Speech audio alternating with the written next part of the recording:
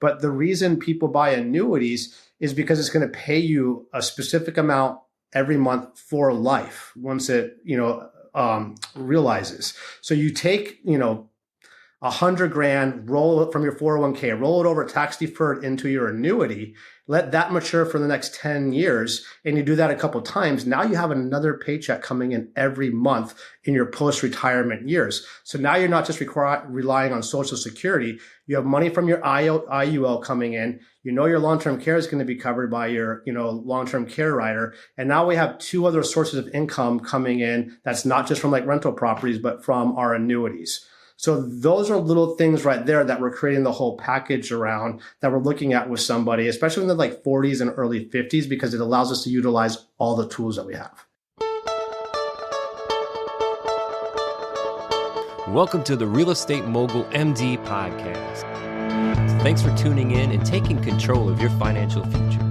This is a show where we not only motivate and inspire, we give you actionable real-world experience to help you live life by design. You'll hear journeys and stories from other physicians, investors, coaches, consultants, and entrepreneurs. And now, here's your host, Brett Riggins. All right, everybody. Today we are joined by Brian T. Bradley, Esquire, a nationally recognized expert in asset protection and real estate wealth strategies. I'm going to jump into some real-world examples. Brian is the founder of Bradley Legal Corp and a trailblazer in innovative tools like the Hybrid Bridge Trust. Get ready to learn how to protect and grow your wealth like the pros. Let's get after it.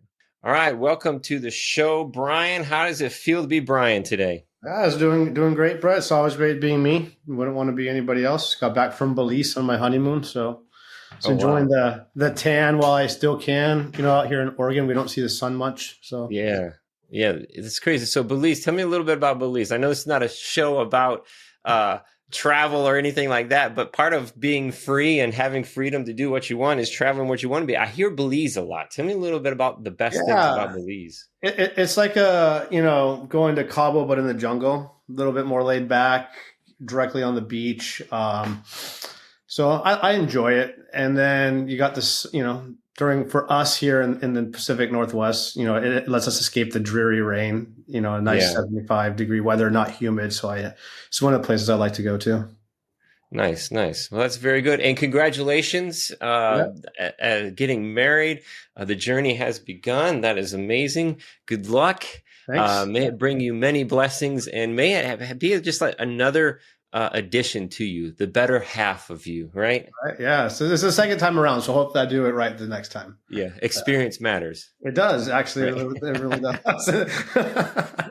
And just a little for the listeners before we get started, some things I definitely want to talk about, but tell us a little bit about your journey into asset protection and financial planning. What inspired you to focus on these fields, especially with high net worth individuals like real estate investors and physicians? Yeah. So, I never actually thought I'd practice law, which is the weird thing. I was an injured athlete in college and thought I was going to, be playing professional baseball, and then blew out my arm pitching. And my mom was like, "You should try going to law school." I'm like, "Dude, I want to go to the Navy SEALs and blow things up and jump out of airplanes." and my mom's like, "But you're really good with logic and philosophy. Like, why don't you try going to law school?" So I was like, "All right, I'll give it a year," and just fell in love with law. And was working at the DA's office, and the economy crashed in 08, 09. And I was like the first one hired, and they're like, "Hey, we have no money for anybody right now. So you're the youngest one here. You're the first one fired." Went in from criminal law to civil law. Economy tanked in civil law. And, same thing. I was working at a chop shop law firm doing plaintiff work. And they're like, "Hey, we got to let you go. And even though you're the only one closing cases for us, you gotta, we got to pay the bills, and you got to go." And the owner of the firm pulled me aside and was like, "Listen, man, you got the magic.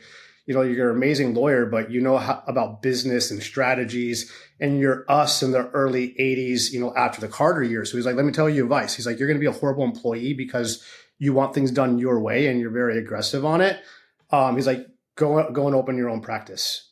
And so as I was going through, I was kind of doing door law, which is whatever comes in the door at the time, because I couldn't really figure out a specialty. And as I was doing a lot of case law work and trial work, I just got really tired of seeing a lot of people coming in and being taken advantage by just these BS lawsuits and frivolous lawsuits that we would still have to charge the client for and fight, and they're out the money anyways.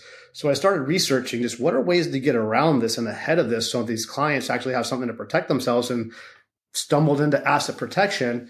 And so I'm like, all right, I'm a, very, well-renowned national plaintiff's attorney. What would I not want to fight? And so I started digging deeper in the world of asset protection, came across a couple of firms that I affiliated with to learn this trade. And it was just the offshore trust. And then that turned into like a hybrid offshore domesticated. And I just realized I'm more passionate about helping people learn how to keep their money than being a shark attacking people or just billing people for billable hours. And it hit that itch of law plus trial plus tax plus I like investing in money. So I kind of got all of my interests in one area of law and business that scratches all of my itches. And I just fell in love with it. And then over the years, I just affiliated with the top people in the nation with it and created a really great network and just fell in love with that area of law. That's cool. Kind of like getting down into the niches, using your experience to implement that along with your passion. I mean, it sets into a great path to be able to share with people. Absolutely. And the way I built it in was I just was not piggish. I realized I'm going to branch into a new area of law. I need to learn it. So instead of demanding a lot, and with my trial background, I just said, listen, we'll start at a split 25% my way. I'll build up to 50. You guys do the back end work and we'll just do it off of clients I bring in. And this way I can learn, but I'm going to learn. And then I just out marketed them and I learned what they did and I started branding. And then we just were like, it makes more sense if we just combine powers and then merged our firms together. And so I still have Bradley Legal Corp. And then, I operate through my affiliate firm, Laudmill & Laudmill also. So you get the two top people in the nation and, one in trials and one in asset protection, combining our strengths. And now it's kind of like a superpower. It's cool. And if things don't work out, hey, I was reading a little bit about you. You can just put somebody in a chokehold and be like, hey, this is the way it's going to be. Yeah, right. Like the Brazilian jiu-jitsu. Yeah, the BJJ. Yeah, I fight professionally in jiu-jitsu and won, some world championships. And so, but there's not much money in that unless you're Gordon Ryan, right? So, but passion. Yeah, it's all passion and just having some fun. And, that's where I try to find the balance of, my competitive streak and the artwork and form through it, on the mats. And then at the same time, when you're passionate about your work, I don't feel like I'm working. I can talk about this stuff all day long. Yeah, absolutely. Real estate is a common investment for many professionals, including our listeners. What are the biggest legal risks that real estate investors face? What are these things you talk about you wouldn't want to fight? How does that relate to the risk that real estate investors have? Yeah. So one, I think, you got doctors, right, work in the medical field. They have obviously their malpractice issues. You own a building, you're going to have, stuff from the real estate. If you own your own practice, employment, labor law disputes. A lot of people don't realize just real estate itself has a lot of liability and risk, deals falling apart, a person getting injured on the property. And it's not broken arm or something like that. I mean, I've had clients where you have a medical doctor in California who owns a rental in Jersey, doesn't know he's renting it out to a gang member. A fight breaks out, guns are pulled, someone's shot and killed. That's a legitimate, client case that we had. Or you have a short-term rental, and what happens in short-term rentals, a lot of people party and drink. Mm-hmm. And the next thing you know, you have some dumb drunk who drank, a bottle of Jack Daniels running off the balcony, doing a head dive in a shallow pond, breaks their neck and sues you for $12 million. So, or deals fall apart. You start doing really well in real estate. What people don't realize is actually most of the litigation and lawsuits and heavy stuff, $1 million or more, just comes from speculating or deals just falling apart. We've had one guy who mistimed the market, took out a $75 million loan to do a development in Scottsdale area, just mistimed the market by a couple of years and personally guaranteed that loan. And thank God we had the system in place that we were able to, help him out. So it's those type of things to where if you don't have the planning in place beforehand, there's nothing we can do. It's like getting, car insurance after you got in an accident or fire insurance after your house burnt down. It's just not going to happen. So we got to take the proactive approach, get the system in place beforehand. That way, if something bad were to happen, we actually have the tools that we can fight. Proactive versus reactive. I mean, similar to the tax stuff, one of the greatest things about making money is, having money, but one of the worst things is having to pay taxes on that, because Yeah. if you don't set it up, if you aren't prepared, if you aren't prepared before you get into that match, just like in BJJ, you're going to have it handed to you, right? Yeah, so what are some absolutely. things that listeners can do to protect themselves then? Yeah, I would say like one thing is realize, I get this call a lot. Like they listen to like your show here and like, Brian, I listened to you and I don't want to pay taxes. I want asset protection. And I'm gonna be like, hey, sorry, that's not asset protection. Yeah, Go talk to your Yeah. to your CPA and tax, wealth manager. That's called tax mitigation. But we can create the systems that protect you from lawsuits. But if we start incorporating tax strategies in the asset protection structure, that's when they actually don't work. We start having to give up on control. The IRS will look at it as fraudulent and pierce it because you're trying to create it to hinder or avoid paying taxes. So we got to realize they're oil and water. Number one, right? Number two, do it beforehand. Do it before you're getting sued, before you're even foreseeable that you're getting sued. And there's a lot of case law on that to where, oh, I hit somebody with my car. I'm not in a lawsuit yet, so let's set up the asset protection plan. No, it's foreseeable. You hit somebody with your car, it's likely you're going to get sued now. So when you're not under attack, it's not even foreseeable that your castle is being attacked, is the time that we set this up. And then you want to layer the system out. To answer the question is like base layer LLCs when we're starting out to put risky assets like real estate in. Those will flow up into management companies. Some people use Wyoming LLCs. We prefer limited partnerships. And then when you're like, let's say a doctor and you have real estate, just like good exposure, high risk, that's when the big guns come in, like the asset protection trust and the bridge trust. So you layer the system out and you don't have to do it all at once. You can scale and grow with it. I would say start where you're at. If you're just starting out with one or two properties, get an LLC and insurance. You start growing, management company comes in, you get to that $1 million exposed net worth, maybe 4 properties, investing in different states, or you're a high risk professional, doctor, lawyer, CPA, something like that. That's when the trust is really relevant. Interesting. Now, when I started, it's interesting you said scale too, because when I started, I had invested in a mentorship and they had this group that said, hey, you got to do this and you got to do this. And I tell everybody, Brian, when I built this foundation, right, I built it for like $100 million skyscraper. I had this raggedy 2-bedroom, 1-bath, bullcrap cabin sitting on it. And it created so much stress. I mean, it gives me goosebumps because I had, just years of tears and just time, administration. Trying to maintain it. And it made it too complicated. Yeah. Don't put the cart before the horse, right? Yeah. Like, it's great to have dreams and ambitions. Like I want to have 100 properties and, make $100 million a year passive. Great, wonderful. But where are we at? Right now I have nothing, or I have like 1 or 2 properties. So let's start there. Let's start where we're at. But then where are we going next? Because as we add, our picture will change. So we got to start adjusting the system, but don't do the Taj Mahal. If you're just starting out, I would never say, let's create an offshore Cook Island trust or a bridge trust right now. That's way overkill for you. Start at the base and then we scale and grow as you're going. And they're just different stages. Yeah. And we could dive into each one of these things for hours. I'm sure. I love it. I want to keep rolling and get kind of like an overarching wrap of some of the things that you talk about. Now, you've mentioned this bridge trust. You've pioneered the hybrid bridge trust. Can you explain how this works specifically protecting real estate assets? Absolutely. So when we're scaling out our system, right, I always want people to think about it through like winter and clothing. Like we layer ourselves out when we go out skiing on a cold winter day. Same thing with our asset protection plan. The base layer, level 1 LLCs. We need a little bit more. That's going to be a sweater, which will be management companies. It's really bad weather outside, cold winter day. Snow jacket goes on top of that, right? That's your asset protection trust. Now, asset protection trust, not all trusts are the same, right? We think about it like ice cream, 31 flavors, different shapes and flavors for everybody. Your revocable living trust can't protect you. They're not designed to. Just good for probate when you die, medical directives, financial directives. Then we get into asset protection trust. And this is where there's 2 routes. You can create them offshore exclusively in the Cook Islands called, offshore foreign asset protection trust, or domestically. The pro of offshore is it's the strongest thing in the world. No one's ever going to argue against it.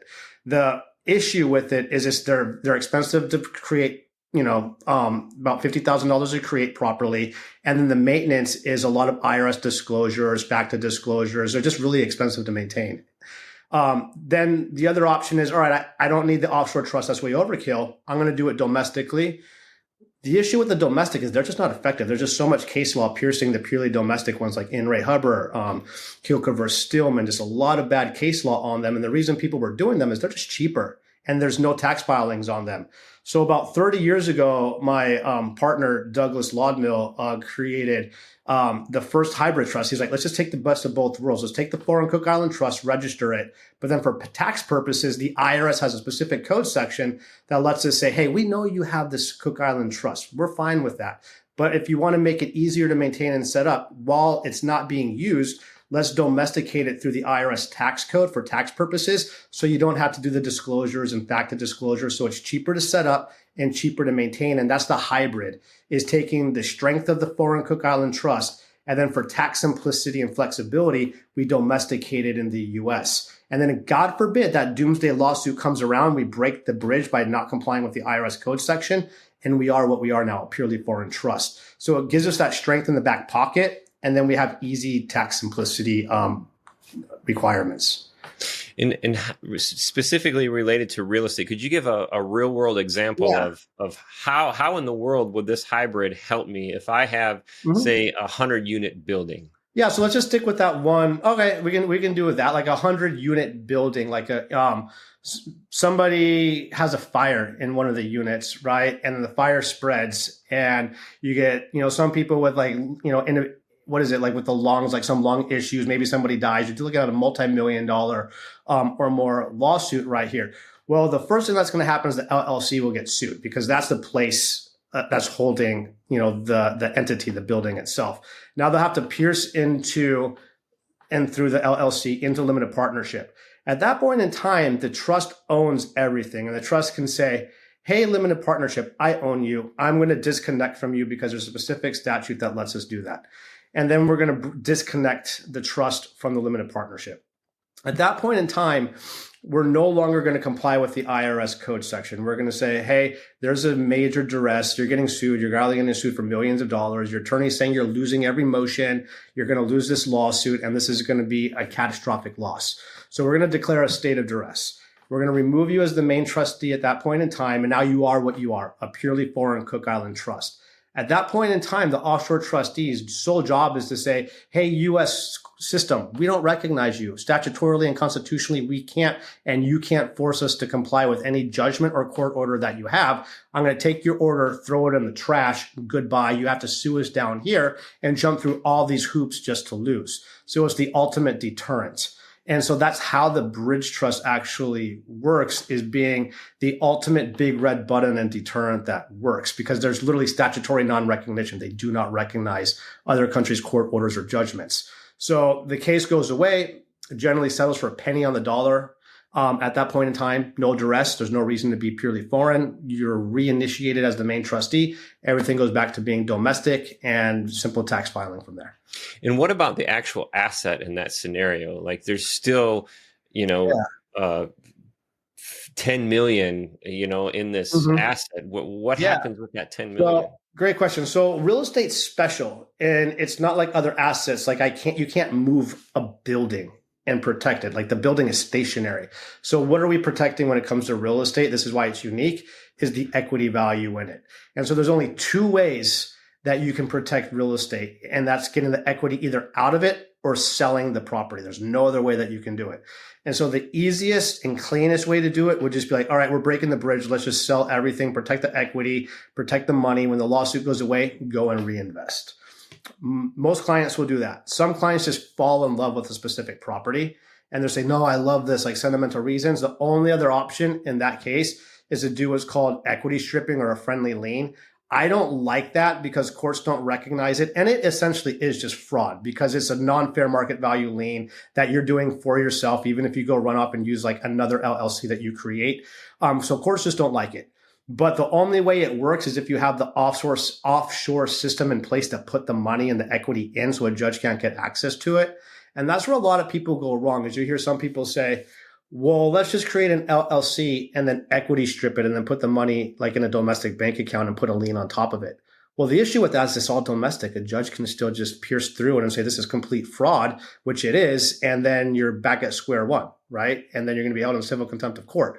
So the only way for that to work would you have to put the money that you're stripping the equity out of, right, into somewhere where a judge can't get access to it, which means it has to be in a jurisdiction that a judge has no control or reach to, which would be like a Swiss bank account or an offshore Cook Island trust. Interesting. And when you say equity stripping, to me, in my mind, it's like giving this property a lien on this property that's saying, hey, I owe so much money on this property that it's not worth anything. Correct. And that's what it is. But the problem with it, that's exactly what it is. The problem is just that it's not a fair market value lien. And even if you were to go and get it from like my brother John, well, your brother John is giving you subpar, subprime, interest rates at like less than 1%. So a judge is just going to pierce through it. Yep. And the piercing thing is kind of what makes all the stress not worth it. If you have something that's set up that can be torn down. And there's another piece of this that I wanted to talk about to kind of jump into the financial planning side of this. And I want to talk about life insurance. I know it's often misunderstood. How can tools like indexed universal life insurance, IULs, complement real estate investors for wealth building? Yeah, like I really like insurance. There's different levels of it. I think that when we're talking about life insurance, I think the best place to start is just like, what is the difference between term and permanent life insurance? And then that naturally just drifts into index plans. So if we're just talking at the beginning, right, like term life insurance is what its name says it is. It's set for a fixed duration, right? Like 10 years. Let's just say that as an example, random number. You pay your premiums, and at the end of the term, its coverage is over and you don't generate any cash value built up in it. So it's just, you're not generating any wealth. You can't benefit or use term life insurance while you're actually alive. So it's just there for catastrophic events for that specific period of time. And then that's it. And this actually happened to me out of law school. I got and paid for term life insurance through the California State Bar when I was coming out. And I paid into that. And then the term ended and all my premium payments, that I paid over the years were just gone with it. So I really didn't benefit from it at all. Because you didn't die. Correct. Exactly. Thank God. Right.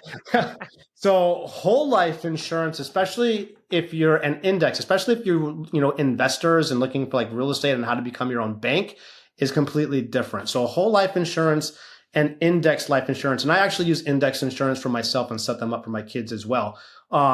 Which I'll break down, later, but, it's a version of permanent life insurance policies, and they're different from term life insurance in that they don't end after a specified duration of time, and they generate cash value within the policy that then you can then access and use while you're actually living to help accelerate your wealth and use for various needs. Or if you create them for your kids, you can create them for the alternative to a 529 plan. They're called like child head start plans or $1 million baby plans. You can set them up for your business for key employees or yourself as a key employee. So just very powerful tools.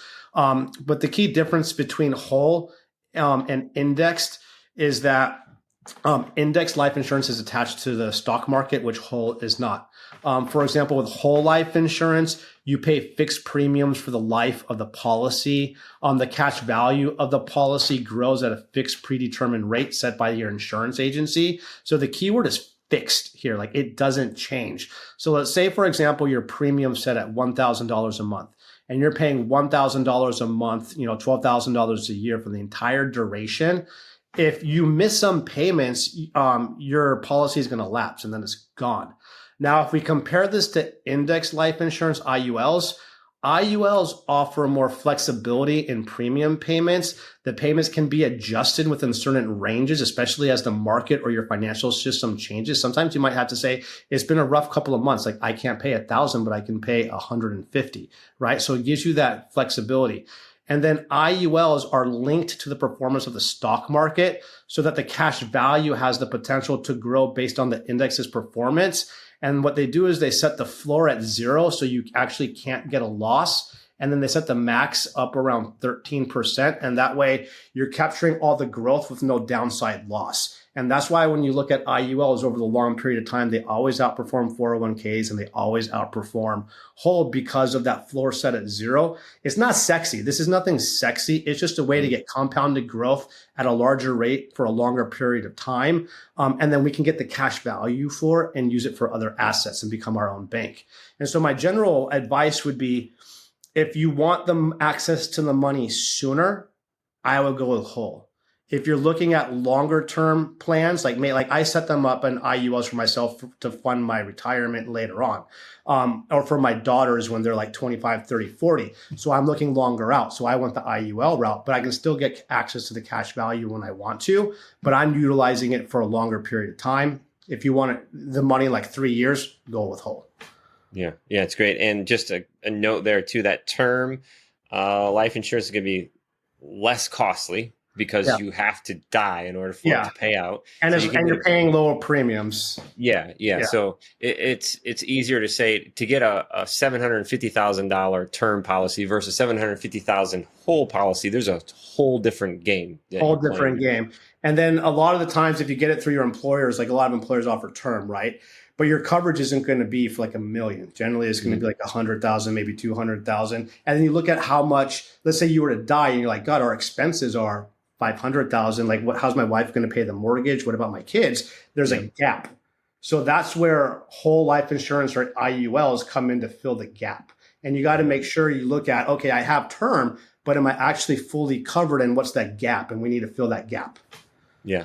So having access to that cash value is really important. It sounds like to me, I'm hearing that you have access to that whole, to the whole and in the index, but the index it takes longer to have access to that cash Correct. value. Think about like compounding, right? It's going to go slower, but then as you invest in it over time, it's going to be compounding higher and more and more and more, and take the principal compounding interest. It's going to grow a lot more. Whole, because it's not attached and linked, not attached, but it's not linked to the stock market, you're not going to be able to capture the gains and growth as much.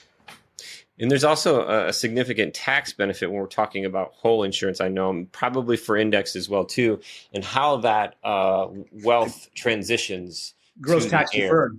Yeah, gross tax deferred. That's huge. Beautiful. So you have access to the cash, and you still, you don't have to pay taxes on it when it goes to the heir. Correct. And you're not paying taxes on it while it's growing. Yep. Currently, in today's world. In today's world. I did hear some stuff from the current administration that we're trying to bully into it, but I don't think that's going anywhere. Yep. So that's always there. What's available to us today? Leveraging these opportunities to not beat the system, but work with the system and create these paths to wealth. And in doing so, what's like just general? Now I know this is extremely complicated, and some people's eyes may glaze over when we're talking about this. But what's a simple path where we can combine these things together, like a protection strategy intersects with life insurance? And and that's why I added them all together with my firm. So I have my firm, Bradley Legal Corp, and then Bradley Financial Planning, because I kind of was the point guard, I noticed. And the way they overlap. Number one, I would tell people, if your eyes are glossing over on this, you should like the tax code, because the tax code has a very small number of pages telling you how much money you owe and a very large amount of pages telling you how to make more money. So you should look at it as a treasure map and find a CPA and wealth manager that sees it and utilizes it as a treasure map, because it's going to tell you where to invest your money to make a lot of money. And so that's number one. Just get your team properly in place. The way we go about structuring all these things together, one, I say we got to protect your assets, because if you get sued, you have nothing to generate wealth over. So we want to protect them at whatever level you're at. And then the second one is we're looking at what stage you're at. So I'm just going to use somebody that's in like their 40s, because we can kind of touch upon quickly like how to cover everything. So say you're in your 40s, you've had a couple of jobs, you have like a 401k. At that point, you have some cash, you have your home, and you have maybe one or two investment properties, right? And we want to accelerate things. So we're looking at that end of the day, like IULs, like the index life insurance. And then we're looking at rollovers. So generally you can take part of, like, let's say you have 500,000 in a 401k, or space over a couple. I would take one of them, maybe 100 grand, roll it over into an annuity, because that's going to pay you and grow tax deferred and then pay you out for life once you get past retirement. So we can't look at my retirement date is when I turn, 67. That's what everybody looks at. I'm going to retire at 66, 67, but they don't think about post-retirement years. What happens 10 years down the line when you have no more money? So we got to look at IULs and long-term health care riders, because that's going to pay for your long-term care when you're old and going into the nursing home and someone needs to wipe your butt and give you your medicine, and you're not going to be at your kid's house doing it anymore, right? Because they have to take care of their kids and live their life. So we got to look at that. What's going to happen and what's going to pay for your long-term health care when you're older, post-retirement, 80s, 90 years old. IULs, long-term care riders. And then we got to look at how are we going to pay from maybe like age 70 to 80? Annuities. It's not a fancy word. You hear the stupid commercials all the time, right? But the reason people buy annuities is because it's going to pay you a specific amount every month for life once it, realizes. So you take, $100,000, roll it from your 401k, roll it over tax deferred into your annuity, let that mature for the next 10 years. And you do that a couple of times. Now you have another paycheck coming in every month in your post-retirement years. So now you're not just relying on Social Security. You have money from your IUL coming in. Your long-term care is going to be covered by your, long-term care rider. And now we have two other sources of income coming in. That's not just from like rental properties, but from our annuities. So those are little things right there that we're creating the whole package around, that we're looking at with somebody, especially in the like 40s and early 50s, because it allows us to utilize all the tools that we have. Yeah. And the annuity is definitely, to me, I'm hearing these things in the rental world, having passive, the air quotes are going up, passive investment. It still requires time, attention, knowledge to make sure that your assets are performing, where an annuity is more along the lines of a real passive return. So it's a set it and forget it. So if somebody needs to be caring for me, then I don't have the capacity to be caring for my investments. Right. And when we're looking at our long-term health, right, there's only a couple avenues of where it's all going to get paid from. One is I'm paying for it myself. I have nothing. It's just out of pocket. Not very many, maybe 1-2% of people in society can actually afford that. Because if you look at the numbers, if you're going into a nursing home facility, it's about $15,000 a month. So you're talking about just under. My wife's mom works in this area, like locating nursing homes and long-term care facilities for people. So that the numbers are astronomical. So you're talking about just under 3 years, $500,000 that you're going to burn through if you're paying for it out of pocket.